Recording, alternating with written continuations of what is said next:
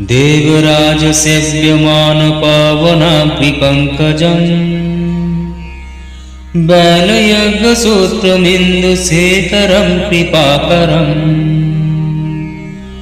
नारदादियोगिवृन्दवन्दितं दिगम्बरम् काशिकापुराधिनाथकालभैरवं भजे।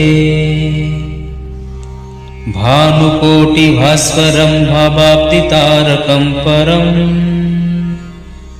नीलकण्ठमीप्सितार्थदायकं त्रिलोचनम्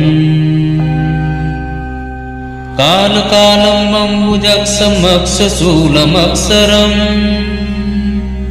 काशिकापुराधिनाथकालभैरवं भजे। शूलटङ्कपाशदण्डपाणिमादिकारणम् श्यामकायमादिदेवम् अक्षरं निरामयम् भीमविक्रमं प्रभुं विचित्रताण्डवप्रियम् काशिकापुराधिनाथकालभैरवं भजे।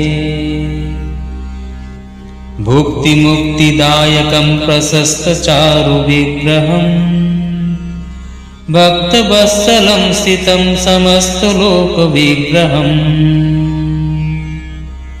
विलिक्कनन्मनोगह्यं किङ्किणीलसत्कटिं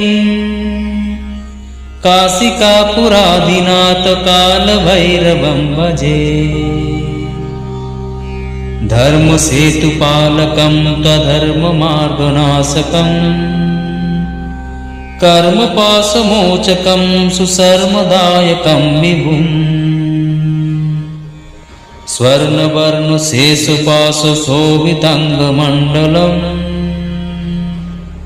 काशिकापुराधिनाथकालभैरवं भजे।